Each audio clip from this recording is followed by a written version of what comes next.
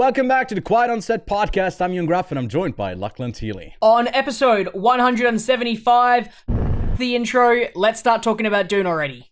Okay. Real quick, I watched the highly acclaimed FX show Shogun drive away dolls to Sweet East and Lachlan while he spent the night outside having his head stuck inside sand so he can properly prepare for our spoiler review of Dune. Yes, that's right. Finally, after delay after delay, week after week, year after year, we can finally say that Dune Part 2 has released and Ewan and I have seen it. That's right, We're going to talk about our thoughts later on this episode. It's the Dune 2 episode, highly anticipated since the first one came out in 2021. Definitely, so let's cue up the intro and get into the show. We are professional. This is a professional podcast. Yes. Breaking Bad and Better Call Saul. Hello there. Which actually, Did you this get is gonna me a be hat a as bit... well? Yes. So I've got Dune Cam. It's just a camera with my Dune steelbook. All right, welcome back, Lachlan. Happy Dune Hello. Day. How Happy you Dune doing? Day. Yeah, cool. I'm great. All of that. I got Forget my about it. Dune set in the background, and quick, like right before we started recording, my cats went crazy, and because it's also a cat tree, that might have been the issue. They were playing with it and just like head first dove into it like a sandworm, just pushing it off, Bang. taking it onto the ground, and it broke. So that's but Ewan, I still wanted to keep it there. Here's the thing. You've got your books, but what is Dune most well known for on this podcast? Sand. No. 4Ks? I don't know where No. you're going with this. You're close. You have your books, and I yeah. raise you my Dune Cam. The Dune Cam. Oh, of course. How can I forget about the Dune Cam? Dune I've Cam brought is back. back Dune Cam. Dune Cam's back. It's Just a camera glorious. dedicated to my Dune 4K steelbook. I was gonna light some candles and put some candles around it, but I really don't have it's hot in Australia, and if something was to catch fire, it would fucking burn, so no lighting candles. So, but now I can just, and I've got a stream deck now, so I can just cut to it whenever I want. This is perfect. This is like the best thing ever. Like I can just, whenever I want to refer to Dune, I can quickly cut to Dune, and then back here I am. And the best part is, Ewan has no control over it. It's all me. Live can't do edit anything about in it. the episode. Dune Cam, there it is again. So, fantastic. I was about to say, I don't hate it, so you can do it as much as you can, but that's like... Thank you. Reverse psychology doesn't work on him. He'll probably overuse it until it's annoying, which is in a way also funny, but yeah. Anyways, there's some other stuff to talk about this week. We want to keep it brief so we can dive full on into Dune and give it a meaty, long, sandworm length-ish type of spoiler review. There's also a non-spoiler one that should already be out on the channel. Kevin joined us for that one as well, so go give that a watch if you haven't seen the film yet. There's some news, there's some trailers, and first up, we did get a trailer for I Saw the TV Glow, the sophomore feature of a filmmaker that made the rounds with We're All Going to the World's Fair, and now with I Saw the TV Glow. We get the first trailer for what you said, Lachlan, seems to be a weird movie, and that's why you'll love it. Oh man, I'm so keen for it. Now, I haven't been so hyped for a trailer that just oozed so much fun and vibes and was just... did I just say vibes? Oh god, who am I? Yeah. But like it's a Dune like podcast, trailer, all is forgiven. It's a Dune podcast. The trailer just had this feeling to it that I was like, this feels like it's going to be fun, feels like it's going to be special, has this fun playing with aspect ratio, that classic sort of VHS look. It just had something to it that was like, oh, hell yeah. Maybe it was the A24 intro, but it was still a really, really good little trailer. I mean, they picked it up from, I think, or was it produced by them? I don't even know if it already went into Sundance, but it's got some really good reviews coming out of Sundance. Some people who didn't vibe with it. I said vibe as well. I said vibe as well. But yeah, I feel like it's going to be an interesting film to say the least. And on May 3rd, that's when it comes out in the States. We'll see with A24. They only do stateswide distribution, but you should probably get it around the same time for me. I doubt this will hit theaters here, but hopefully it will be on VOD sooner than later. There's also the 4th entry into one animated series led by Jack Black. Kung Fu Panda 4 is out in a week, next week, and we got a short little spoof trailer that is basically poking fun at, or I guess using Dune, right, as a backdrop. It's harmless, it's fun. I feel like Kung Fu Panda, I've recently watched them, all 3 of them, for the first time. I don't think any of them are like offensively bad or anything. They're all just kind of okay, and the first one is actually pretty good. Lachlan, are you gonna watch the 4th one, or have you tuned out of this franchise? If I'm gonna watch the 4th one, I should probably watch the 3rd one. I think I haven't seen the 3rd one. That's the one where there's lots of pandas. Yeah. Anyway. And this one, he seems to be fighting himself. Probably not. I'll probably skip it and then wait like 5 years and then watch it all in one big sitting when it's like a cult classic. Yeah, of course. Yeah, I'll be checking it out, sharing my thoughts on it probably next week or the week after, because it comes out a week later here, unfortunately. But we'll see. The next thing is a 2-parter, much like the film we're going to talk about later that had its 2nd part. Here you don't have to wait from, I guess, the fall or winter of 2021 until spring of 2024, but just immediately 3 months instead of 3 years for Horizon and American Saga, directed by and also starring Kevin Costner, his Western epic that he presumably left Yellowstone for when he exited that show. We got the first trailer for this 2-parter that comes out on June 28th, and then the 2nd part comes out on August 16th. Lachlan, are you keen to step into a world that Kevin Costner created? It's funny because I'm not a major Western kind of guy for films, but I was watching this and I was like, living in the East, you can't be a Western guy. I might become a Western guy. I actually live on the West, but yes, you live on the West of Australia, but you live in the East. Yes. Because Europe is the center of the world. Of course. Oh, of course. No, my mistake. Forgive me.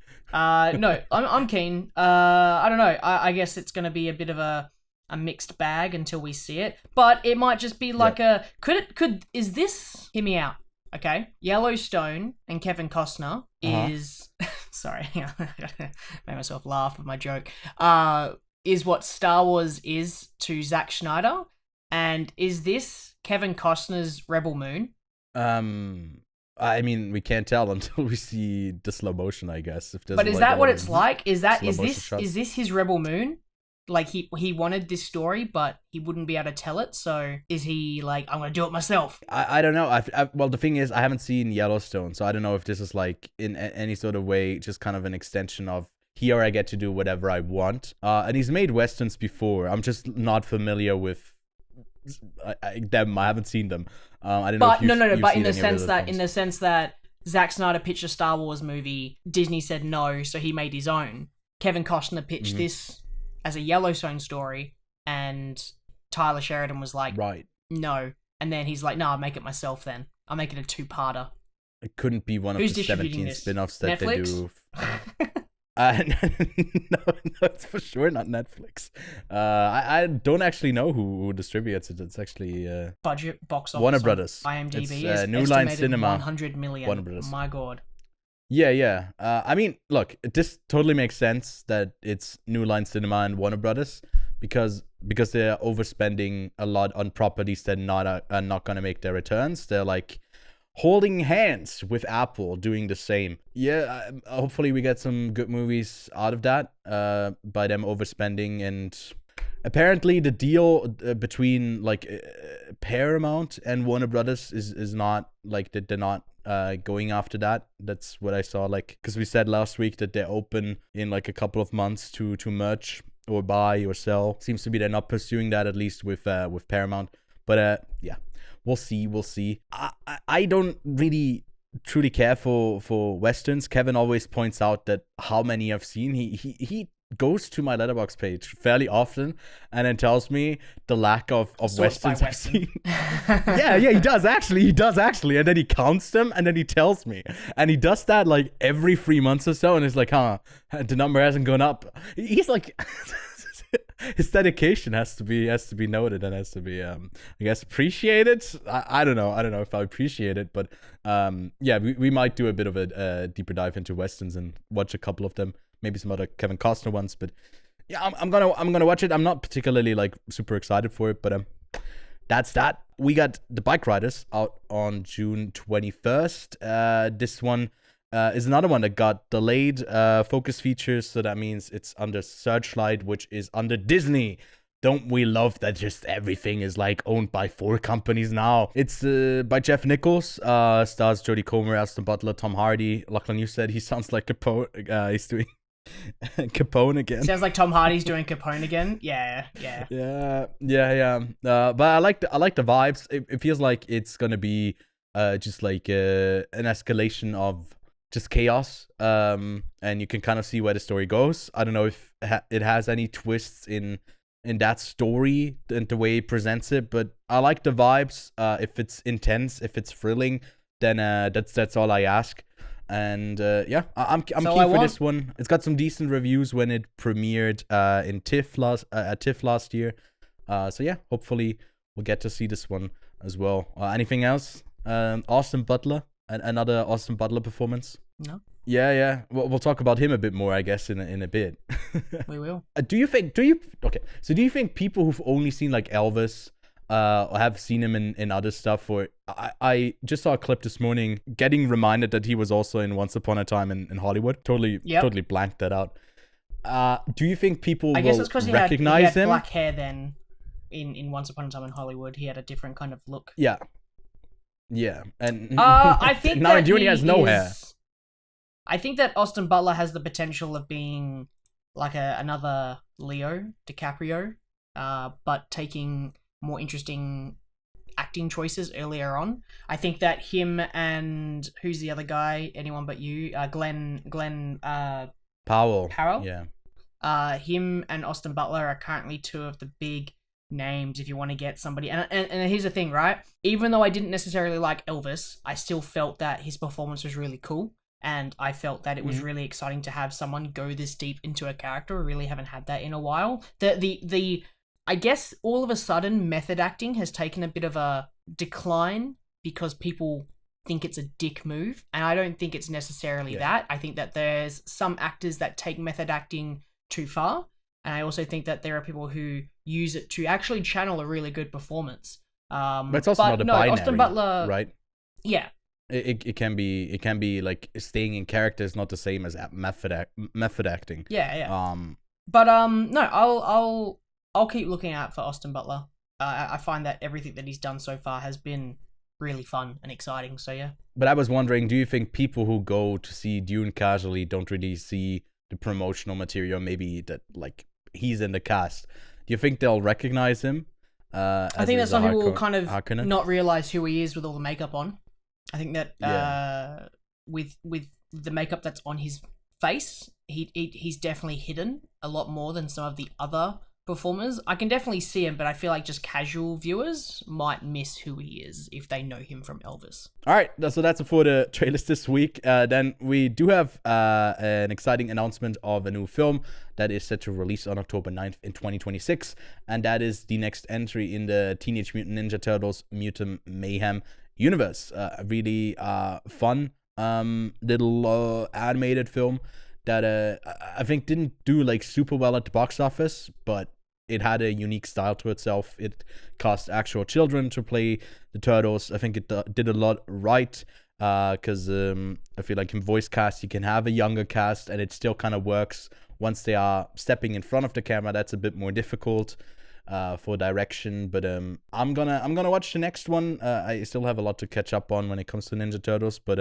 I quite liked the movie that came out last year. I doubt they can probably hit this release date. It's just kind of, set for now. Likely to get pushed back because they're a bit over ambitious when it comes to animation and overworking the animators oftentimes. But yeah, Lachlan, you keen for a sequel to this film, or do you think would have been better when it's done? No, I think that it was fun. If they want to keep doing the same, then hell yeah, as long as they don't burn it into the ground. Burn it into the canalization, maybe, Exactly. Burn it into the canalization, get caramelization it turns into something sweet.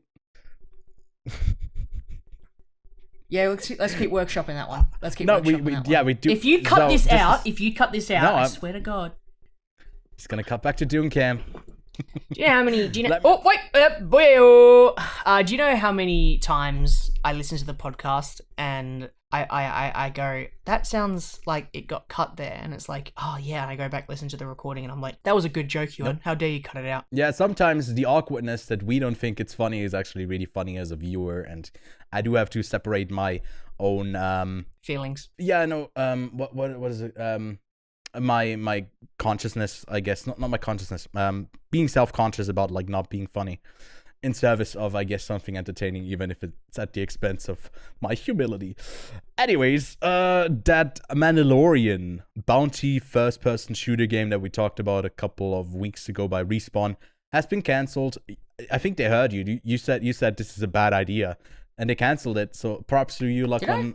It really shows the influence that we have over the industry. I cancel games. Good for you.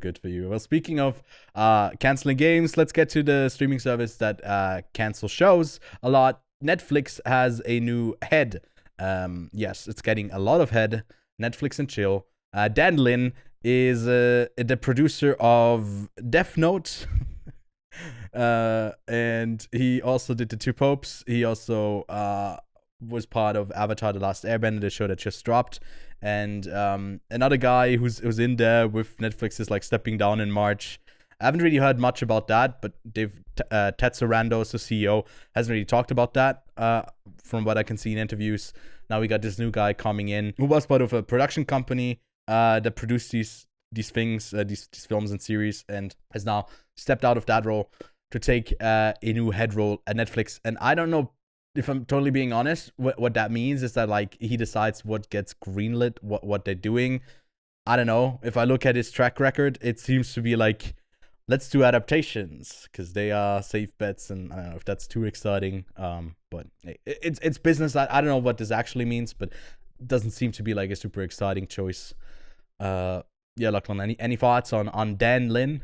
Don't fuck it up. And then we got some news from the Cannes Film Festival this year, the 77th edition. Last year, John C. Reilly was the president of Un Certain Regard, and Lachlan, we saw him a bunch of times. I ran into him once, and it was nice to have them there because you could usually turn around. There was a couple of seats reserved for them, and you're like, that's John C. Reilly. My day's good today. And same is going to be the case for Xavier Dolan, the French-Canadian filmmaker who's going to be the president of Un Certain Regard this year. And if all goes well, I will be attending Cannes again, hopefully, fingers crossed. Without you, Lachlan, unfortunately, though, but maybe later in the year we get to do another festival. But yeah, that's pretty much all of it for the news this week. Again, if you want to support us, you can leave a rating on your podcast app of choice on Spotify and Apple Podcast, or even leave a like on YouTube and consider subscribing to the channel, because if you don't subscribe right now and you're not subscribed and you're about to listen to our Dune 2 review, I'm sorry, but I think it will like kind of cut you off and you won't be able to hear the whole thing. And we don't like the subscription model, so, the paid subscription model. So if you just click it now, then we can get it done with, and we're all going to be in a better place. So hopefully you can do that. Thanks so much for doing that. So let's continue on. We're going to skip discussion time this week because we got no time because there's Dune. But we do have to talk about a couple of films that we watched this week. So let's get to what we've been watching.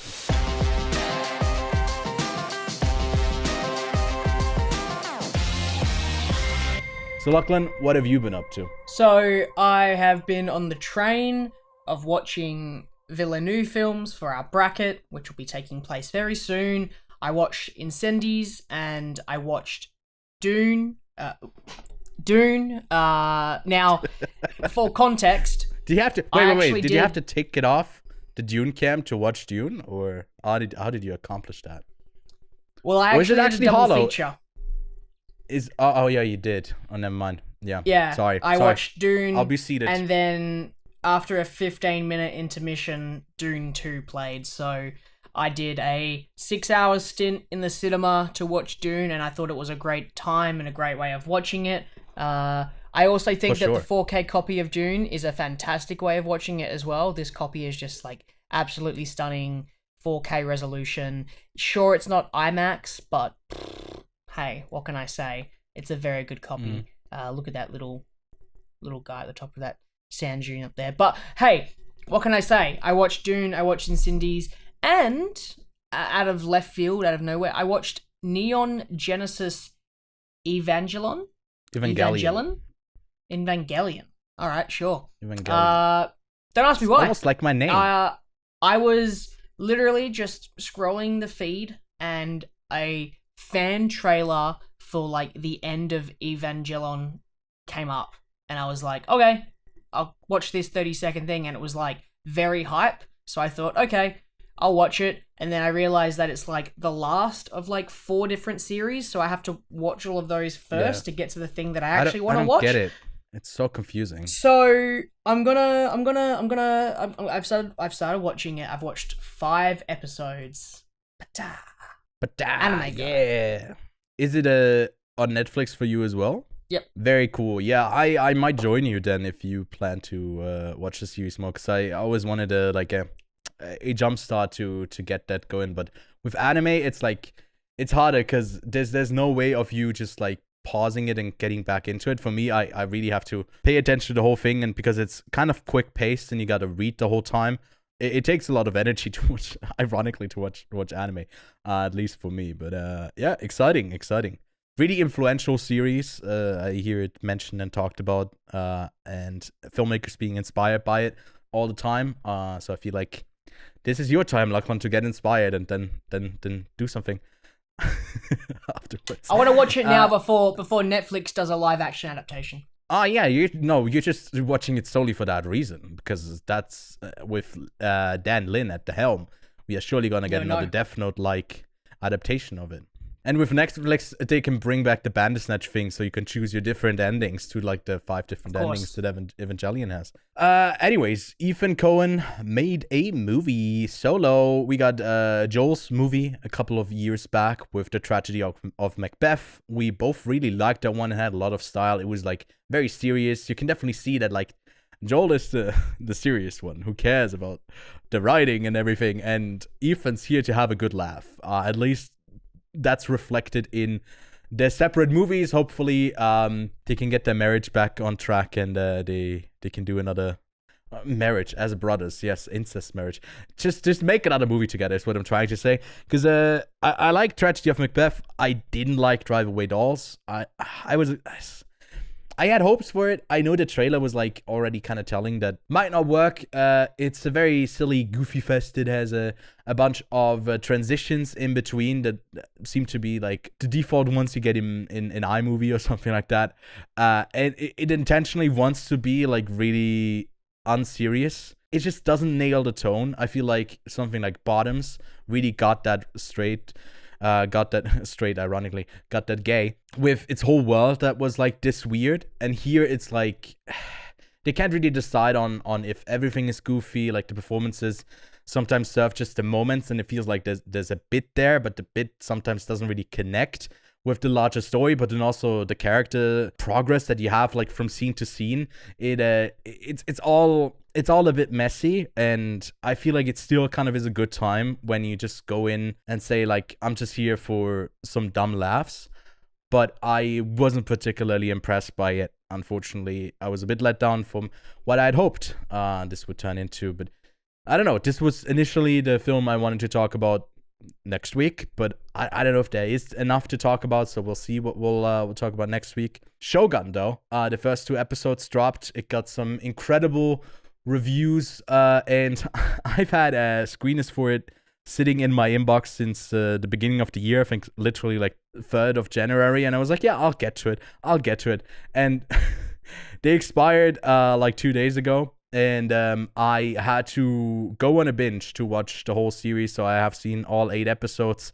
And I feel like some of the phrase is like overhyping it for saying it's like the new Game of Thrones, but I feel like it can stand with the quality, or maybe slightly below the quality of The Bear. It certainly is the best show I've seen this year, and I've already seen, I think, like 20 shows this year. Shogun is really entertaining for those who I guess like that time period. Lachlan, I feel like as a avid player of Ghost of Tsushima, this is one that's really fun for you. I think you'll enjoy it. The world building is incredible. They put a lot of money behind it. It comes from FX, which is under I don't know, some other studio, which leads to Disney.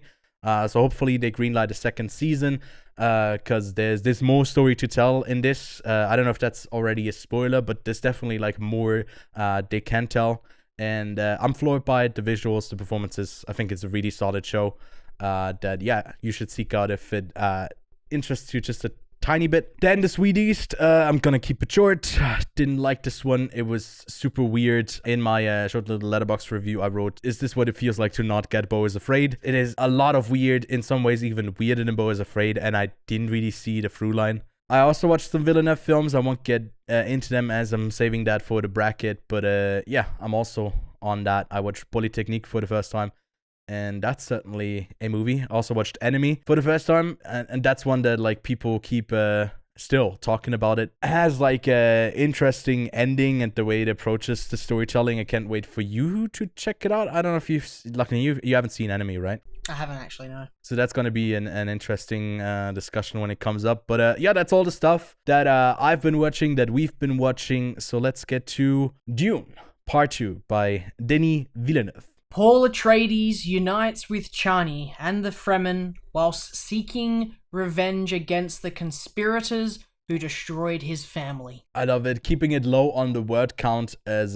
has been coming through with all of the interviews that Villeneuve has been giving. He definitely prioritizes the visuals over actual words being spoken, and I think we can second that in a heartbeat. That's what Dune 1 does, but Dune 2 does even more with its density, its stories. In 166 minutes, it continues the story from part 1. Lachlan saw this in a double feature for the first time, and I think we'll get into that in a second once I've rambled on of the notes that I got for I guess specs for this film. But I assume it's a great way to consume it, as it doesn't really have that 2-year-long break that we had to, or 3-year-long break that we have to wait on after. It just kind of kicks into a new gear, and then it just continues once you watch the second one. So far, the ratings have actually been crazy. There was a lot of praise for it, comparing it to The Empire Strikes Back, or maybe even The Two Towers. Great sci-fi films, even Blade Runner 2049 being in the mix, another one that Villeneuve has directed. And the ratings on Letterboxd are currently sitting at a 4.6. Now, I assume that's gonna come down, because the film hasn't officially even released by the time we record this, because we record this on the 1st of March. That's the Friday that it drops, but there's already been a bunch of preview screenings. I feel like it's the people who are the most hyped about it who are watching it first. Currently, it's sitting at spot number 21 on Letterboxd with a 4.6. It will even move it into the top 8, so it would sit next to the likes of The Godfather, Parasite, High and Low, The Godfather 2, 12 Angry Men, Come and See, and Harakiri. So yeah, we'll see where it ends up, or if it's going to be another Across the Spider-Verse situation where it maybe even shoots up to spot number 1 and then over time comes down again.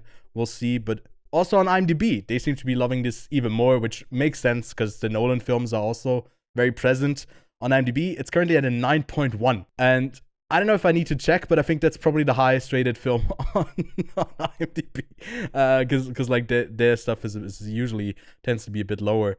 But yeah, and on Metacritic, the critics seem to like it, but certainly not as much as some of the early audiences do, with a 78. And I'm really surprised. I thought this was like gotta be at least like 85, maybe even higher. But that's it for the ratings. We'll get into ours at the end of our review. It's budgeted at around $190 million, and you can see every single dollar spent on screen. It's a Warner Brothers production, and we'll get into our spoiler thoughts for the rest of this review. So if you haven't seen the film yet, then we urge you to go see our non-spoiler review and then watch the film, come back to this, maybe even go into to see it again, and then come back and then tell us what we missed, because both of us, we only got to see it once so far, Lachlan, does Dune Part 2 warrant a second viewing? Of course it does. If it's going to get 5 stars, it's going to need a second viewing. Right, yes, because you don't rate movies 5 stars on the first viewing. And do you think it's going to be on track to earn that rating? So, Dune is a great film. Dune Part 1, that is, okay? I gave it 4.5 stars, and when I finished watching it, I raised that to 5. The reason I raised it to 5 is narratively that film flows fairly well, but Dune 2 flows harder than like the sandworms in the sand. It raises stakes that are already increased on Arrakis, and it doesn't stop because the film starts as Dune Part 1 ends. There is no reintroducing these characters. There is no need to kind of explain who these people are, right? The film doesn't technically start as that opening. The film technically opens with the Emperor and Princess Iran, or what was her name? Princess Iranian. But it opens with them narrating Irulian, a very basic like idea of who they are. And you don't really need to explain. You don't really need to know who they are. It really comes naturally, and then it just takes place. Dune 2 tells a more complicated story. It tells a more narratively dense story. There's Paul, there's Jessica, there's Chani, there's Stelagar, there's Freyd Ruthra, there's the Princess Irulian, there's the Baron Hannikin, there's Rabian, there's Margot, there's so many characters in this film compared to the first one. Like the first film does have a lot of characters, but a lot of them are kind of just there. A lot of them don't really have stories. A great example of that would be Gurney. Gurney exists, but then Gurney disappears. It's the same thing in this film. Gurney has a lot more of a story, and that's not a spoiler because he never dies in the first one. And also, there's books that have been around for many, many years now, and it's not really a spoiler if you've read the books. So we're doing a spoiler review, so you're good. You can spoil as much as you want. So compared to the first film, this film, Dune Part 2, there's a lot more storylines to follow. It's a little bit more complicated, but it's a lot more to chew on, which is nice. So you have things to actually chew on. The first one is fairly simple. There's not as much talking, I think, compared to this film. This film is definitely a lot denser. There's a lot more going on. There's a lot more speaking in the Fremen language than there is in English, and that means there's a lot of reading to do. But what I will say is that throughout that story, there is a lot more action. So even for everyday viewers, there is a lot of stuff to get entertained by. There's Harkonnen and Fremen fights. There's Harkonnen and Atreides fights. There's Fremen and Sardaukar fights. There's a lot more clashes happening in this film. There's a lot more action. There's a lot more... Actually, is there a lot more explosions? No, there's definitely a lot more explosions in the first one. And that makes it less heavy than the first one as well. Even though it's more narratively denser, this film has a lot more just sit back and enjoy the ride moments. Doesn't require you to have to concentrate and know what's going on. Because Dune is 4D chess. You have great houses, you have the Emperor, you have Paul, you have sandworms, and they're all moving their pieces up, down, left, right into the next stage. And Dune is quite complicated in that, but it does it really well. And then you also have the Bene Gesserit characters, who seems to be all the moving pieces, seem to be the ones who try to be controlling it. But then if there's different alliances within that, are they all united? Are they doing different things? It gets really messy when it comes to the what is actually going on and who's controlling who and what's happening because of what. And I feel like this movie really nails the visions that Paul got in the first one to now the scenes that play out in this one. If they differ, if they stay the same, whatever, I definitely need to rewatch it or watch like someone break it down more succinctly, because I was so engrossed in the story that I wasn't really thinking about that as much. But it makes much more sense to look at it as his character arc is unlocking basically, I guess, time itself as his weapon, as a component to one of his his skills as he gets to see like future versions. I was about to say this one. No, actually, I'm giving away my double feature, but I think Madam Web would be a perfect double feature because it's also about like someone who can see into the future. And so that's why the movies are coming out so close to each other, so you can double feature it. But it's essentially the same power. Just like one of the movies is infinitely better, and I really like characters. I really like Paul's arc in this film and how he, as a performer as well as an actor, really steps into that role. Like, some people had concerns that he's too frail, he's too small to embody like this type of character. He's done certain parts who are more like the romantic counterpart. He's like that sort of person. But here he steps into the leader role. And later in the film, when he has to project his voice a bit more, I'm like, damn, this guy can act. And I feel like everyone in this film steps it up a notch for... Like, you know, you consider this a blockbuster. I think this is one of the best blockbuster performances and casts we've ever had. I think it's so well done that you can rely on having this weird of a world that, yes, we've established in the first one, but you expand it so much. There's a talking baby in this one. Talking baby that talks to another character, and we rarely get to see them, and then we get to hear them. It's like, dude. You bring up a great point. The first one is world building. Without that first film, I don't think this film would be as successful. It's not important to see the first one. I don't think you necessarily have to. You should, because you'll be kind of lost. You definitely should, yeah. But you can watch this film from start to end and kind of get an idea of what's happening. But that first film spends a lot more time with slow shots, building this world. And what I will say, if we want to talk about the film visually for a second in terms of world building, there's a lot more shots that make me go, wow, this is such a beautiful place, especially at first because on you go to more Caladan, places, the right? homeworld. Yeah. What's that? Because you get to go to more places. It's you go not to just more Arrakis places. And the Atreides where I home found planet, Dune Part 2, the cinematography, the visual side of it felt a lot dirtier. I guess that's the word I'm kind of looking for. It felt more... It didn't feel as cinematic landscape, look at this. It felt more nitty-gritty, and it felt more handheld, sort of in your face. You're with them. You're not viewing it as like an audience. And I think they do that on purpose because this film is about the emotional development of Paul, of Chani, of Jessica, and how they evolve as characters, not so much this planet, because you don't really get those moments where you view... I mean, you do, but you don't really get as many as you did in the first one, where you view the planet, even though it's a barren wasteland, as a beautiful place. Like, there are lines where Chani and Paul are talking about how beautiful Arrakis actually is, but you don't really get that moment where, like, the spice hits the top of the sand and it just like flows through, and you don't get that compared to the first one.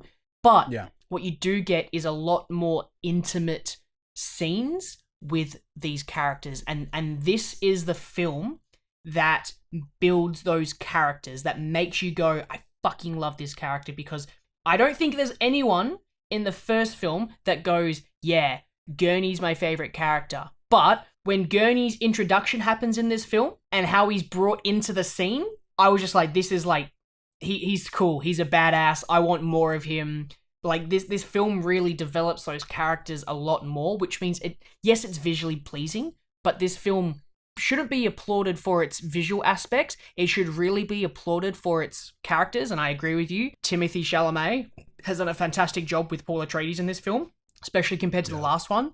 I think Rebecca Ferguson has, like, really done a lot more with a subtler role. Even though this role is more important than the previous film, I felt with the viewing I watched the other day, one of my notes was like, I really like Rebecca Ferguson in this first film a lot more. But in this one, she's more prominent in the storyline, but she's doing physically less. But her doing less is her doing more. And it's fantastic. She is absolutely fantastic in this film. Yeah, I think I rewatched the first one also this week, and it was something that like she takes a step back when Paul is kind of stepping in some ways, and I don't know if I totally loved it because the character seemed to be just giving place to Paul, and here in this the dynamic is way more fleshed out as the story continues. Where are they aligned? Are they like what is happening with these two characters? Are they like on the same path? Are they like crossing paths in a way that they're clashing? Like, and that dynamic is always kind of there. And I feel like the way that like he also interacts with the Fremen is gaining that trust, but not in a way like that maybe another movie would be tempted to do, to have them all doubt him, then he does one thing and they're on his side. It's a gradual thing. That's why we spent a lot of time with him training up the Fremen to a point where at one point in the film I was like, okay, there is so much story left to tell. I feel like we are spending so much time with the Fremen. Is it gonna be like a bit rushed at the end? And I do have to say, I did feel like I could add another half an hour to this film. I was gonna say, no.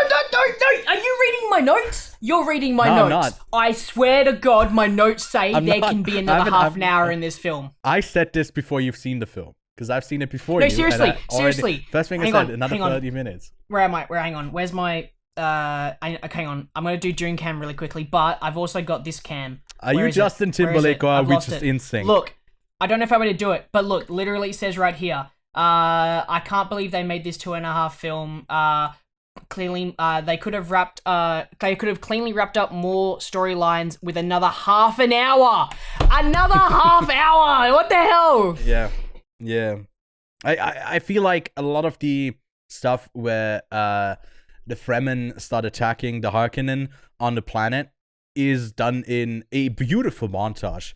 But I would love to get more of those moments, and then especially with the Harkonnen, with it really, oh god, the performance from Austin Butler as this menacing character that, like, for a while we don't get to see any of the Harkonnens and the other side. We spend so much time with the Fremen, and then we get like a 10-15 minute thing, I don't know how long it actually is, where we are on the Harkonnen planet. We get introduced to Fade Rufa, I think is his name, and he knocks it out of the park.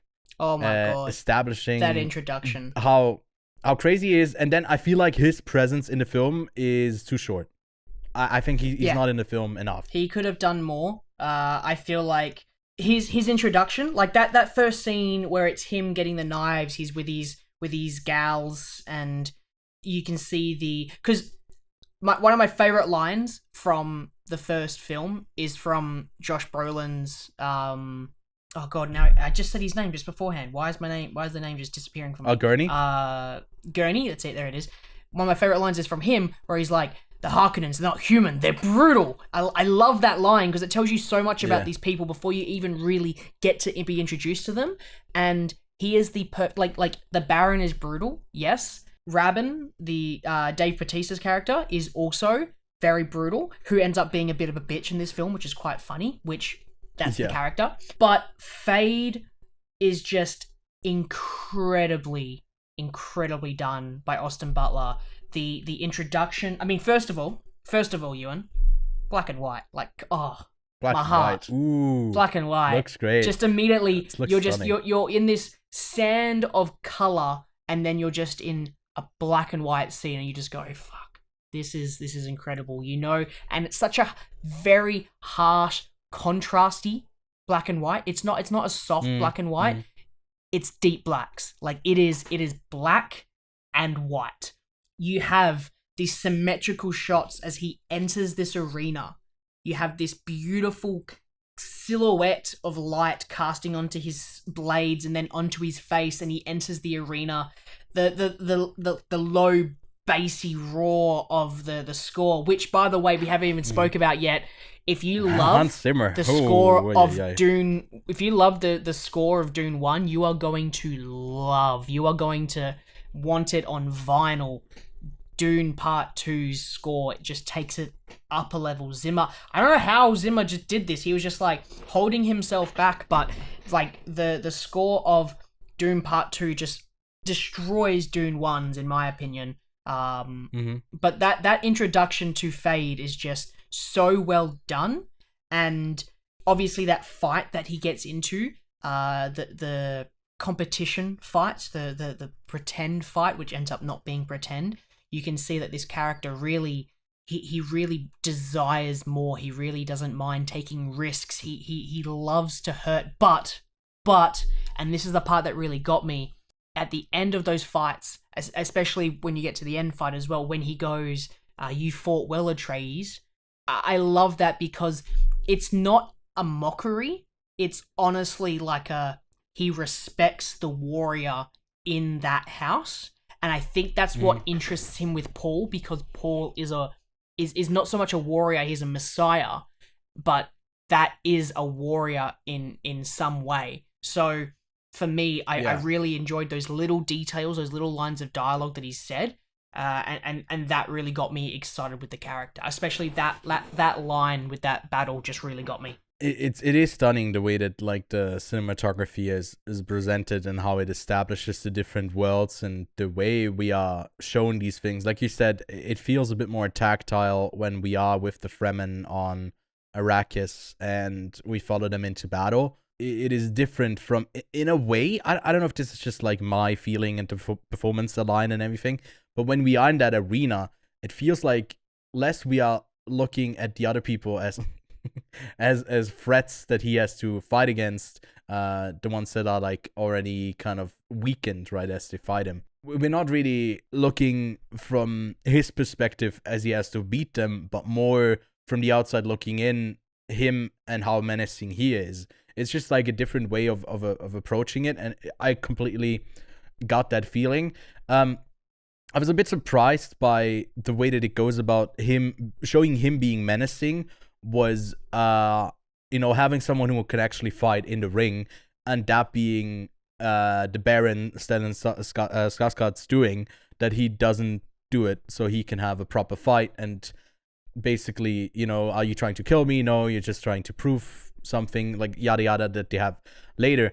But it feels like it undercuts how crazy this character is when the first introduction that you get to him is like that it's expected that he only fights weakened characters. So does he feel like he's greater than he actually is? And I feel like the movie walks that line kind of for the 2 seconds that he's in the film, walks that line really well of he's an incredible fighter, and he maybe even outmatches everyone else in the film, just also by sheer craziness, but he still is like super intimidating. And I don't know how you do that, because it's undercutting him in the same way that it also is building him up, and those two things should contradict itself. But his performance of just how psychotic he is kind of is the perfect through line to establish this character. He was a ton of fun. I was a bit let down that, I guess, major spoiler here, that basically all the Harkonnens are dead. They're all dead. All the leaders are dead. They killed them all. They give like Gurney his moment where he gets to kill Raban. And I mean, it's because obviously Dune 3 is coming, but before we get to Dune 3 is so much to talk about. There's before we get to the ending, because there's a ton of stuff to talk about with that ending. Where do you want to go next? I want to go back because we didn't really, I mean, we touched on it. We touched about Paul's like the performance of Paul from Timothy, but you said that you really enjoyed his storyline. So I would like to just quickly talk about how he develops as a character, because that is the major story of this film. That is the entire that is the point of this film. His discovery of who he is and how he defies fate, defies what future he wants, and how he gets the goal that he wants, and how he gets there and challenges and whatnot. So would you like to start, because you like it so much? Well, I kind of, it also brings it back to the ending, unfortunately. I kind of really like that it's up in the air. If his whole thing is telling him, basically, as you ascend, if you seek that true power and go to the south, then there's going to be so much hurt and death and destruction that will follow. And he ultimately does go south, and we haven't seen those deaths yet, and they seem to be rapidly approaching by the end, potentially.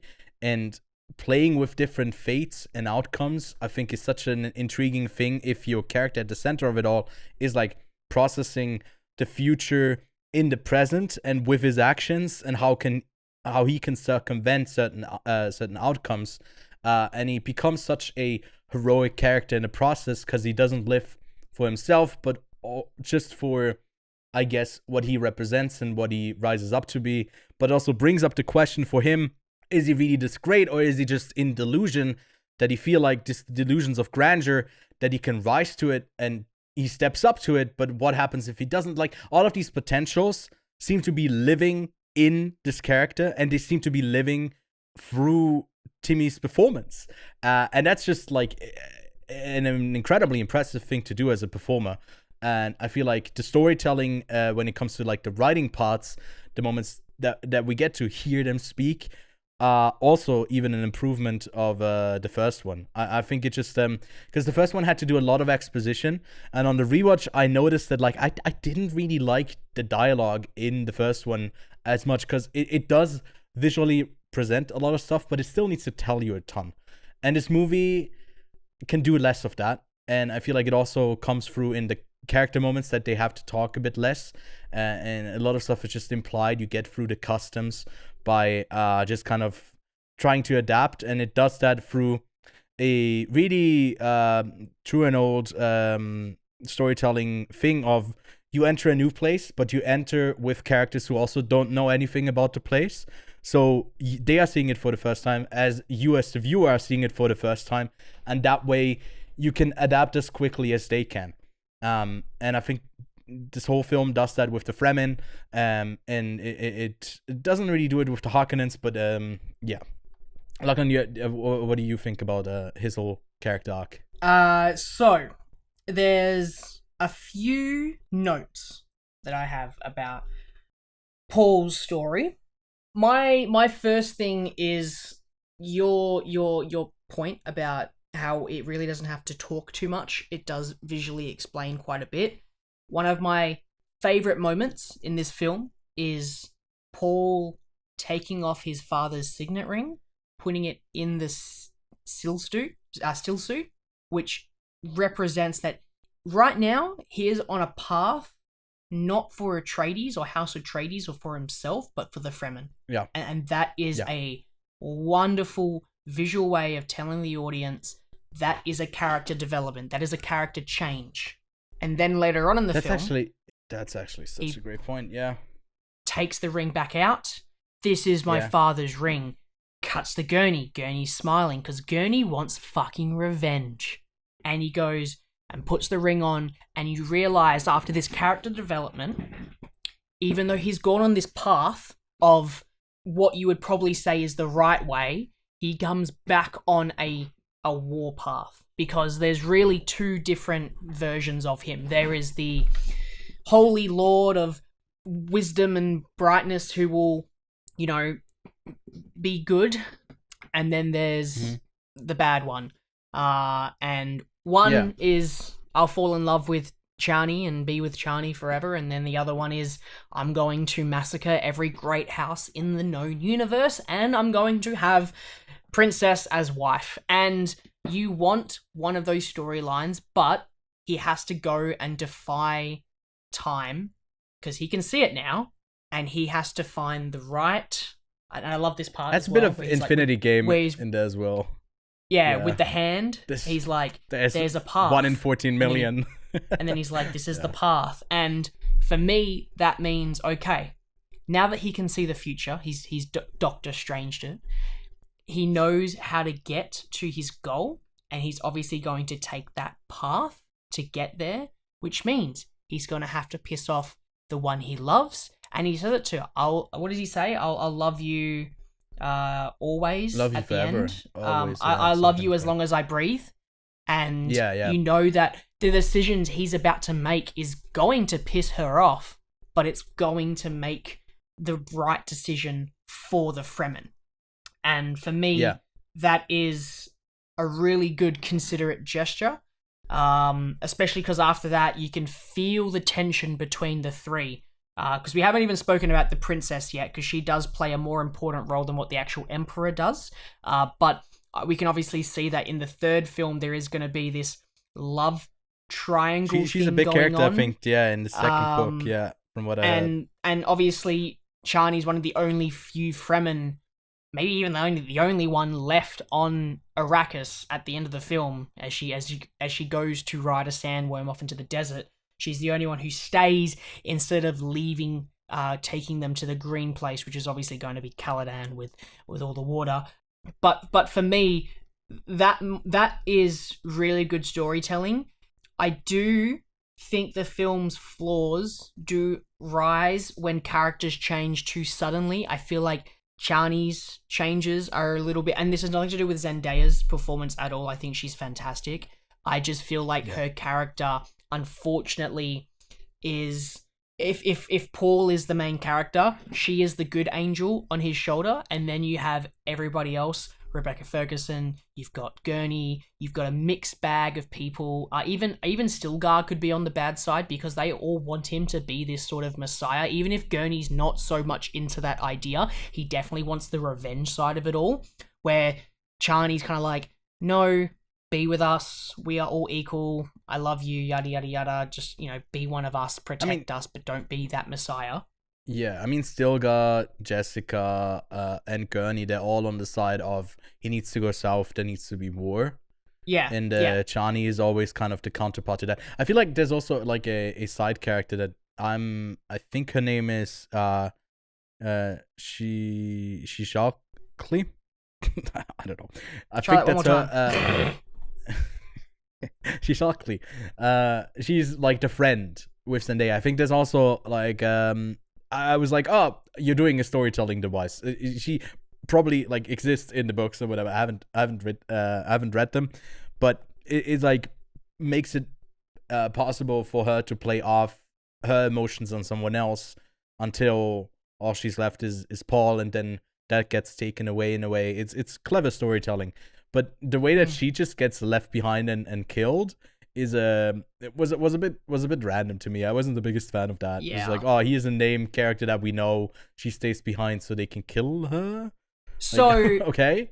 My viewing of that is a little bit different. Not so much left behind, but chose to stay behind. And the reason I think that is the film does explore, or at least Dune explores sort of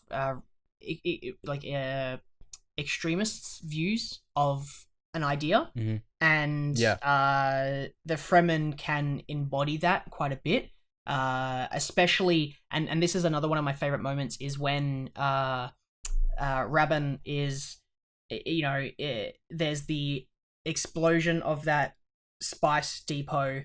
He gets on every fucking copper he's got. He goes and just bombards like a rock face. He lands. It's dusty, and then the Messiah comes out of the dust, and his men have been picked off one by one. And he turns and he runs because he's facing this massive, scary figure, right? Which is just skinny Timothée Chalamet. So really, not that physically scary compared to Dave Bautista, but he's afraid of an idea, right? This idea of this Messiah, this Maid.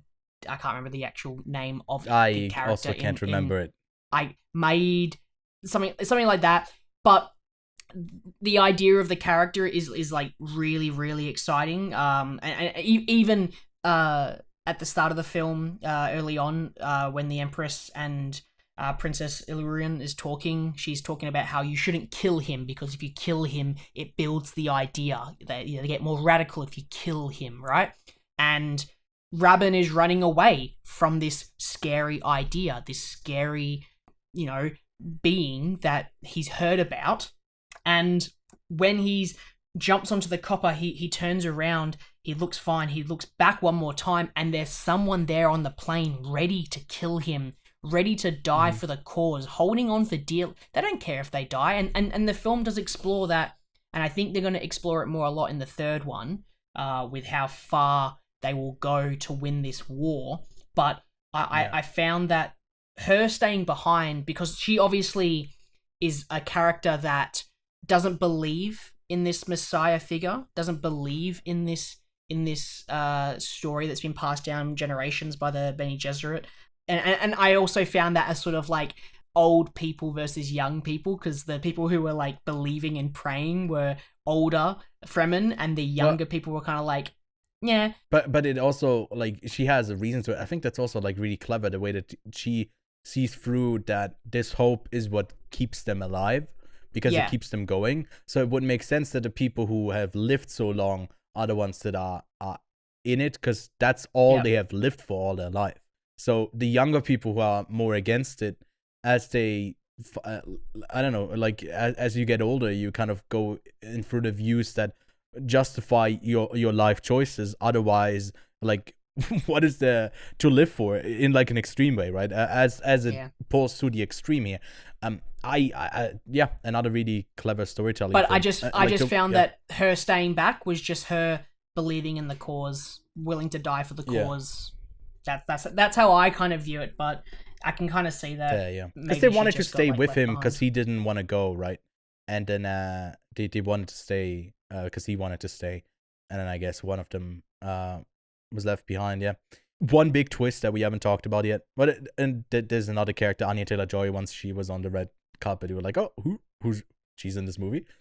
But not a big twist. I don't know how you feel about it. Is that that Paul Atreides is also Harkonnen? What do you feel about that?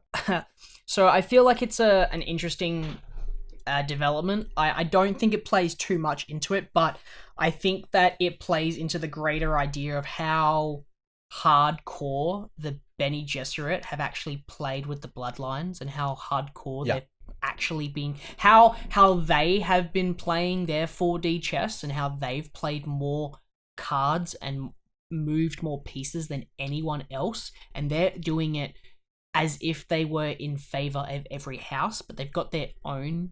And I think they say that in the first film as well. They say that they've got their own agenda that they're going for, and I think that they also say that in a conversation with the Reverend Mother and the princess.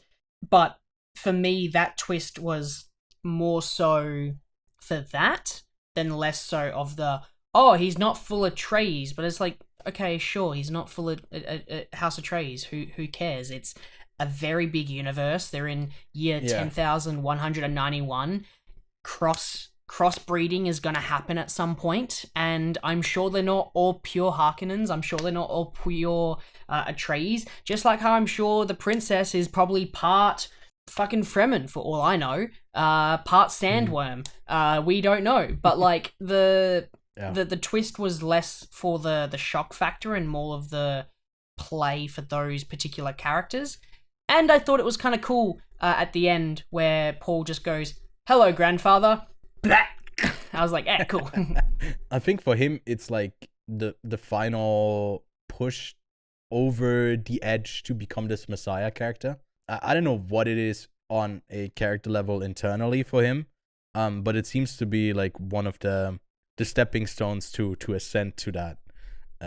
But I definitely need to rewatch. I don't know how it plays because I was caught up with the logistics. I was like, so he was with her, and then that, and because I don't have a big family.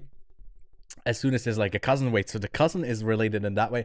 So like that had me distracted for a solid minute.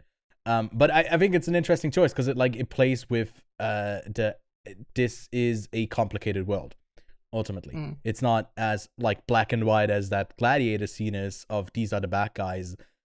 Is the guy that we are following on his hero's journey actually on a way to harm the whole universe that he's a part of in service of his own ideals or the ideals that other people have given him? Is there even a clean path in this war that would lead to an outcome, or is just the most cruel person always the one on top just by being the most cruel and the most powerful and asserting that strength?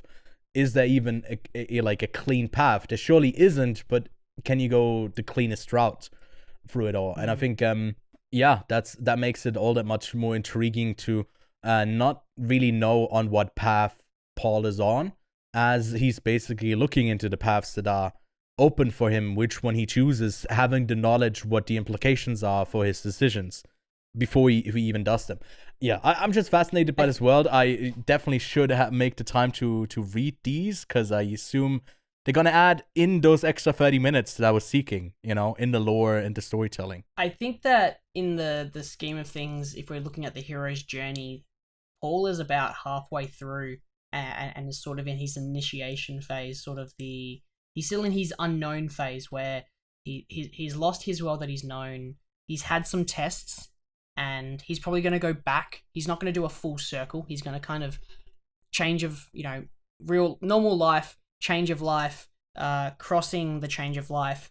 Then it's like tests, and then it's like allies, and then like big fight, which is this film. It's probably going to go back. It's probably going to kind of step back here and do some more tests in the next film for him to complete the journey. Because he is on a path of destruction, and we don't really want to see that. And this universe is complicated. There's still a bunch of houses that we haven't even met yet. They've been in the sky. We haven't even met them yet, right? So this world is going to expand. I love the complexity of it all, but I love the simplicity of it all. Because at the end of the day, right? This is a sci-fi. Just a couple it's of a people, grand epic sci-fi. people standing in a room, and they're fighting with swords. They're fighting with swords. Yeah. They got laser guns that can literally shoot through an entire thing, atomic literally weapons. Destroy anything. They've got atomic weapons, yeah. And then they're like, knife fight. I see you've never played knifey before, spoony before. Like they're just like simply fighting and it's so interesting how this world has kind of come together. Oh man, this film was so much fun. We haven't talked about the Emperor yet. Christopher Walken, who also doesn't get a lot of screen time. I think that kind of ties us to talk about the ending before we talk about the future of the franchise, where we can talk about Anya Taylor-Joy's character. The Emperor, at the end, when he is confronted with the ideals being bested, and I was a bit perplexed why everyone arrives at the same place at the same time. Like, why they would risk having the Emperor there, the Princess there, like all of the Harkonnens, why they all go there into this war zone. But what did you make of like the finale and how quickly it came about in a way as well? Again, I agree with you. Actually, I agree with my own point that this film could have been half an hour longer, and I really wouldn't have mind. Sorry, I agree with our point that it could have been half an hour longer. Thank you. I think that him going into this war zone is a confidence thing, right? He never looks down until the final moment on Paul. He's always thinking he's got the upper hand. He's always super confident. So there's no reason for him not to just go to Arrakis, right? He's got the best army in the entire known universe, right? The Sardaukars. He's got a fucking big reflective ball as a ship, and he's landed, and he's already built himself a reflective palace in the sand. So come on. That guy knows what he's doing. He's untouchable. In quotations, untouchable. Yeah. So I think that him landing into an active war zone is him being like, I'm the Emperor. I can do whatever the fuck I want. I'm that powerful guy.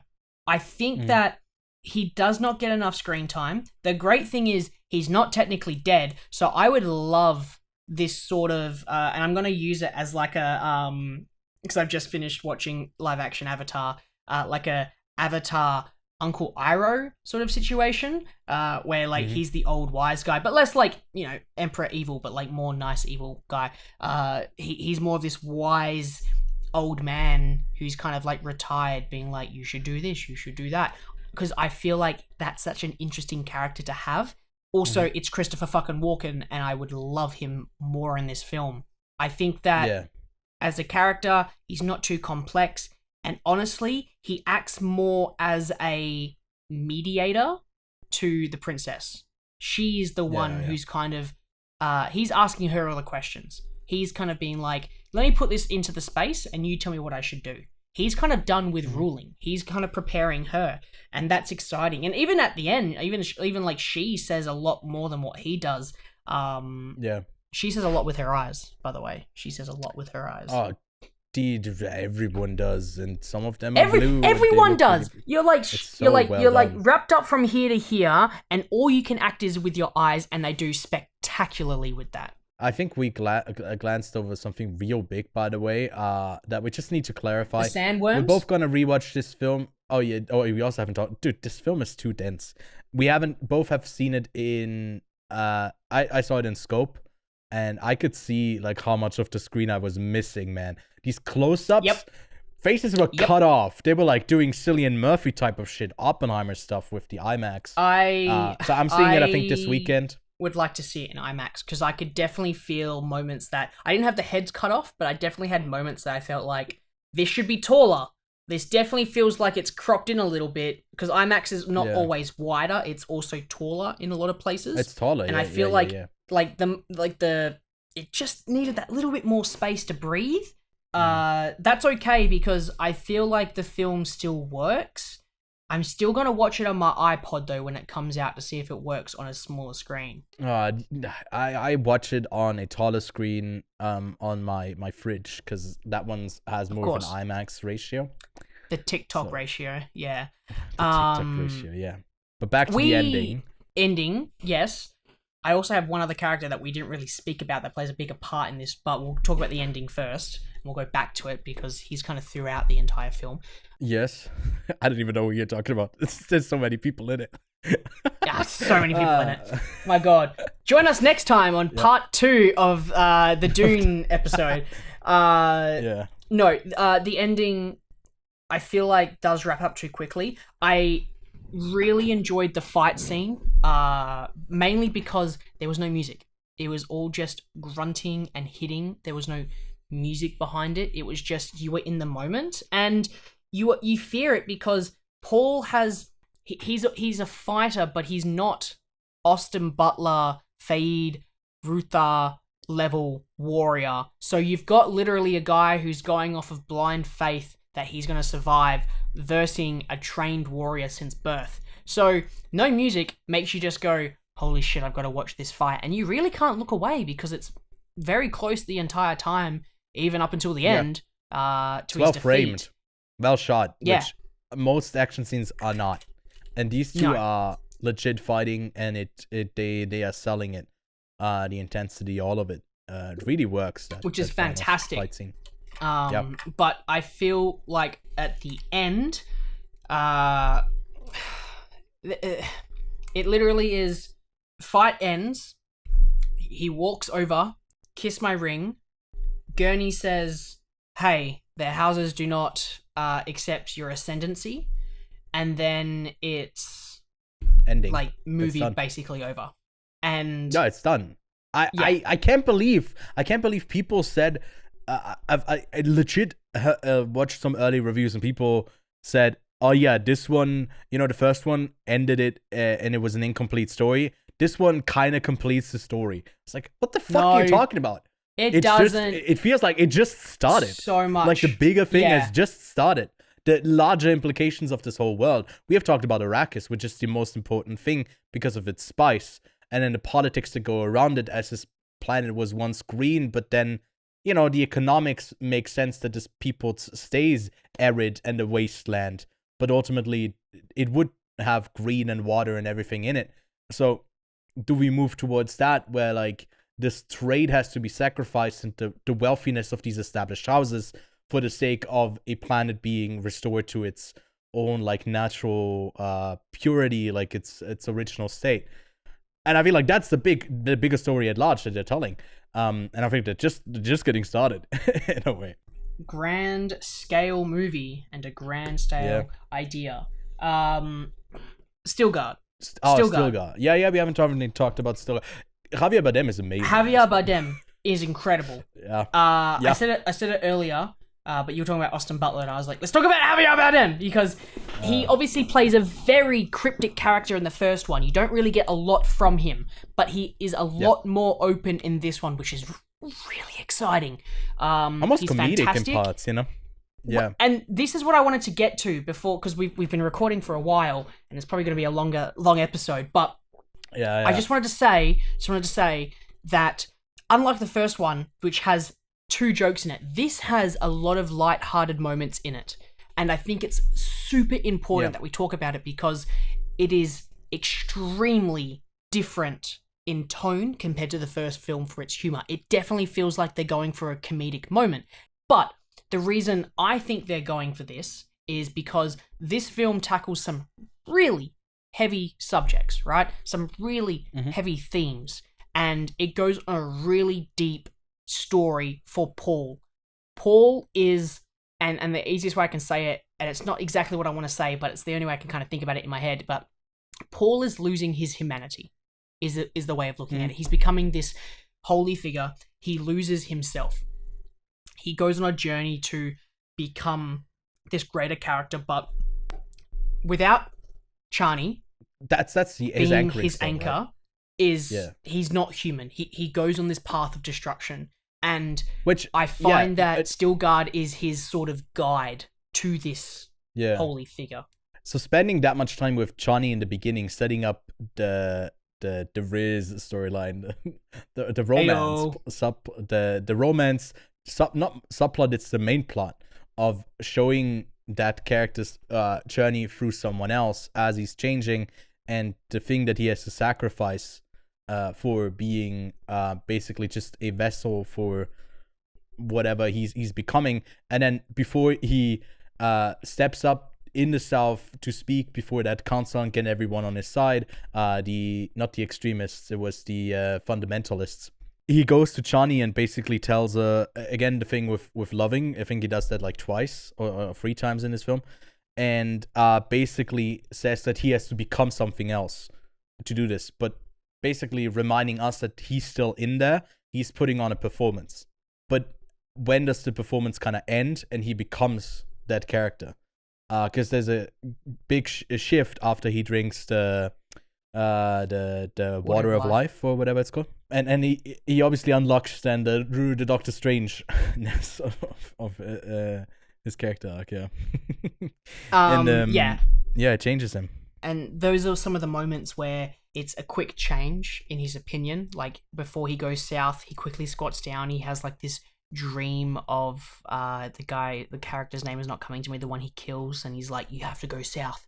It's like, cool, now he's changed his mind. And it's the same with Chani. Suddenly she's like, oh nope, I don't like you anymore, and it really changes quickly. There really is no flow from one character to another, especially because he drinks the water, then he's completely different. There is no, especially because we don't really get to see what's going inside his dream other than finding out that his sister knows that he's a Harkonnen, and that's the only thing he reveals when he's in his like sleep state. If there was some sort of like 5-minute like conversation with him and his father, maybe that's just the first idea I've got in my head.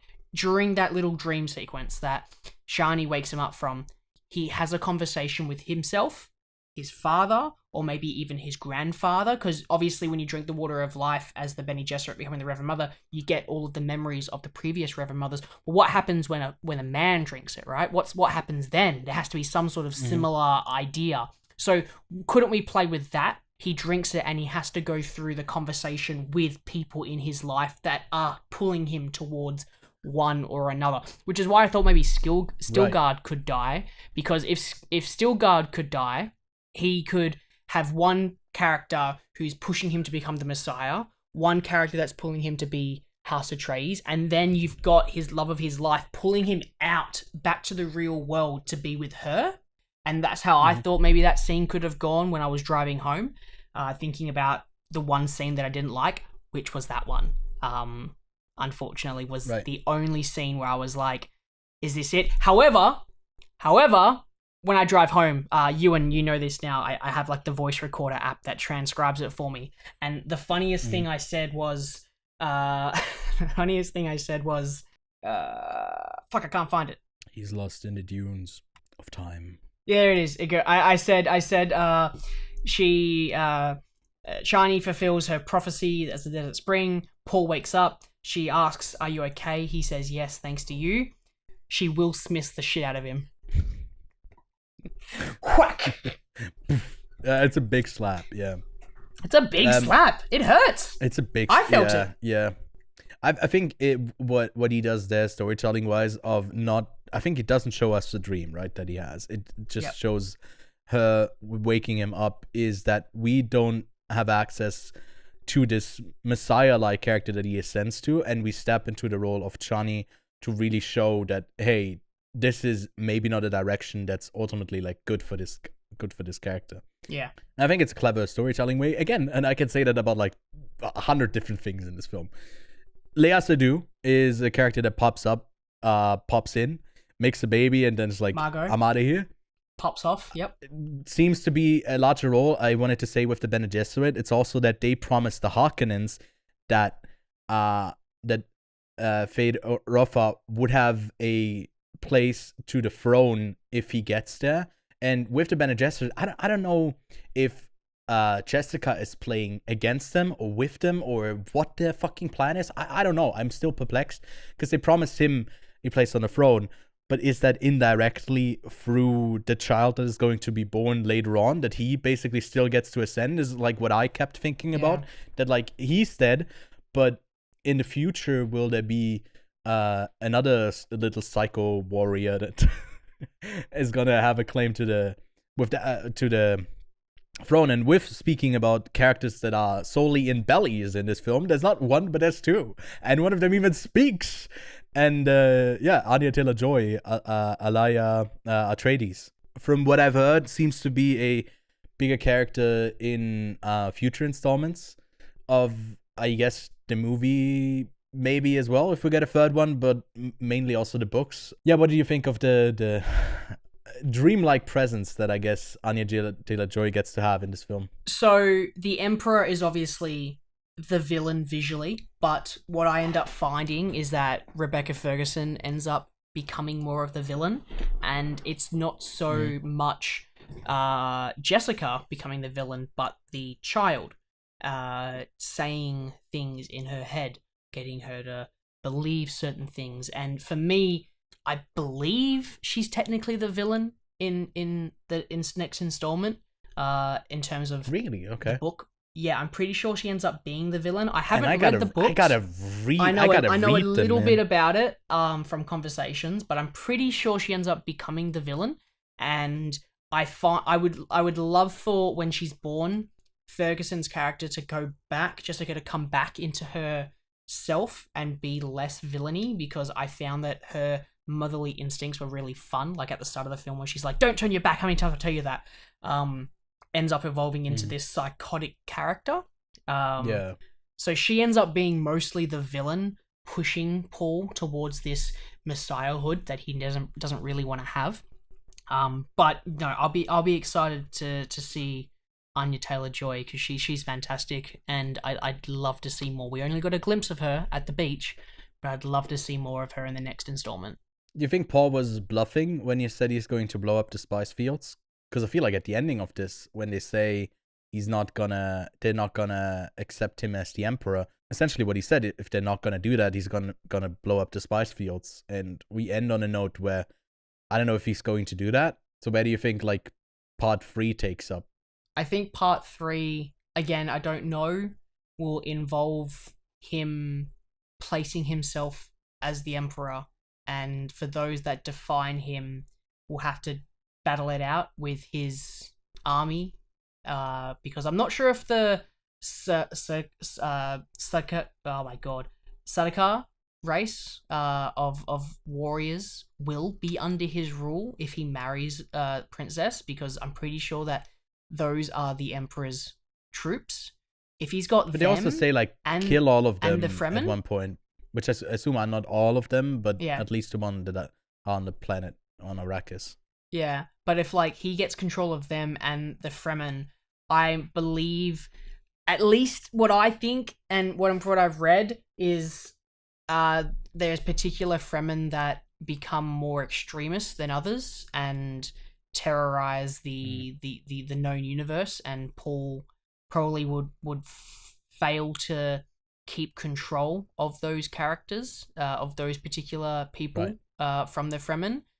Terrorizing the universe, and he would be really challenged by that. So that's where I think it would probably end up going towards, because you do find that these people like Skildar will do anything, will give his life so that Paul can have a say at the circle at the end. There are people who are willing to die for this cause, and I feel like the third installment will go for that. But man, I would love to see some intergalactic war. Like, I would love to see more of it. They seem to be. I really hope we get a third installment. I really hope that Villeneuve is doing a third one. I know he's already planning to, right? So if again, you're just like watching some kind of like, I don't know, filmed version that you can find online of it or whatever, go see this film in the theaters if you can, and go see it again, because box office dollars are hopefully gonna steer Warner Brothers, who is probably like the worst company at the moment to say like what is getting greenlit and what's not getting greenlit, to steer them into a direction where we do get a third one of these, to hopefully conclude the story, because it definitely isn't done. It just feels like another chapter in a book that you've kind of closed, and yeah, I'm keen what this world has to hold in the future. Lachlan, do you have anything else you wanted to add, or does this conclude our very extensive review of Dune? I think that I will hold off. I can conversate it online if I need to, but yeah, I think I got most of it out. Maybe in future weeks on what we've been watching, once we've both seen it in IMAX, we might have some other notes that we give. But for now, this is it. I feel like when it comes to a rating, where would you land? And Lachlan, also, so far in the year, where would it rank, I guess, on the films that you've seen so far? So far, I will say it is probably number one of the year so far. I will also give this film a 4.5 stars at this point. Right. Before you rewatch it, then it might change. I was going to give it 5, but those little moments really got to me. I would like to rewatch it to see if they still hold up and see if the film holds up on a second rewatch. I feel similarly. I think I'm a bit lower than you on rewatching the first one. Watching it the first time, I was like in between 4.5 and a 4 actually. I ended up landing on a 4 for it long after. I feel like because to me the buzz around me maybe was a bit more muted here in Switzerland, at least from other people that I know in the press space. It felt like, am I overhyping this a bit for the sake of it? I'm gonna be a serious journalist. I'm not gonna rate it too high. But no, I feel like it's a very solid film, but it does have its flaws. This one improves on everything the first one did in every sort of way. So I'm also at a 4.5. Out of 5 for this one. It isn't at the moment at like my top spot. That's still it's currently like in my top 5, but on a rewatch on the proper IMAX, hopefully it will move up the ranks, because there's a ton there to explore.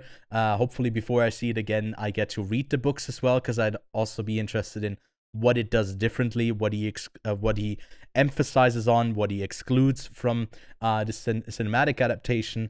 But yeah, Lachlan, if you were to pair this movie up with another film, although we would just take another 30 minutes of this one if we could, what would you choose, Lachlan? I had to think of a trilogy where the middle one is full of action, lots of humor, lots of character development. I couldn't think of anything better than the Cornetto trilogy and Hot Fuzz. There's my double feature. Good choice. Also a lot of humor in that. Hot Fuzz is a ton of fun. I already spoiled mine. I'm gonna do Madam Web. As stupid as it is, it is like looking into the future, and it's also great because Lachlan has Dune Cam. He has Morbius Cam, but he doesn't have Madam Webcam yet. So I gotta use the time until he gets his hands on that 4K Blu-ray of Madam Web. Oh, he's getting his Morbius thing. Yeah, cool. That is blasphemy, man. That is blasphemy. Ugh. Sorry, I just got sick a bit. I'm morbing out. Anyways, there's a couple of new releases that come out this week. Out digitally, you can go see Perfect Days. Over on Netflix, we are getting Damsel. And on Prime, Rickety Stanicki. If that piques your interest, go check out the trailers for those. Then in cinemas, we get the 4th installment in Kung Fu Panda. This one comes out a week later in Switzerland for me. And Imaginary, a horror film, also out for you, Lachlan. Same goes for Kung Fu Panda, but out in Switzerland the week after. I don't know why we are just getting them a week later here. It's just a minor inconvenience and a bit annoying. Same goes for like Drive Away Dolls. We also got that the movie came out and a week later it's coming out here. Anyways, out in limited release is Love Lies Bleeding. That one's out in Australia as well. And for us in Switzerland, we gotta wait longer until the summer. Another film that premiered at Sundance that already has a release date, which is great to see. Similar to I Saw the TV Glow, which is also going to be out, I think, in July. So great to see those films actually get a release date, because sometimes they never do, and they never come out. Then quick highlight for Swiss theaters. We get the aforementioned Drive Away Dolls, as well as Lubo and La Nouvelle Femme, a film about Maria Montessori.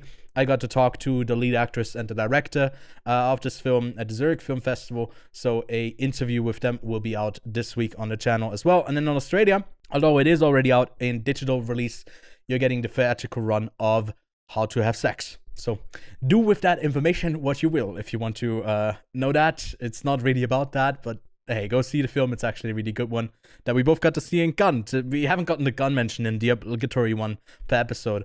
The winner of the Instant Regard there. But that's it for this week's episode, a big one. I don't know when we'll have another big topic. I remember when we covered the first Dune, it was this big thing that for this episode we were like really excited, both of us. And yeah, it yes, Dune Cam with Morbius at the bottom. Thank you very much. And because Dune is out in theaters, I feel like the theatrical market is kind of cleared a bit. So we haven't decided yet what we'll cover next week. We'll see. But until then, don't forget to, again, leave us a rating on your podcast app of choice, subscribe to the channel, and yeah, check out the links below if you want to support us indirectly through these Amazon links. If you're all the way here, then just use them. Even if you're purchasing something else, we get a kickback from it. Helps us support to get back to second time mention now, Gun Film Festival. But yeah, Lachlan, do you have anything else to say for this week's episode? About one last Dune Dune cam, and that's it. Oh, yes. Can you fade it out from there? Like from the Dune? You can like do a fader where it's just... I definitely can't, but I'll let you do that. And in other news, Wow. I'm going It's to fading. pre-order the Madam Web steelbook just to piss you off. Yeah, okay, cool. Because we all have money to spend for dumb stuff. Wait, I can see the future. It's a dumb spending choice of your money, okay? All right, we'll see you next week. Bye.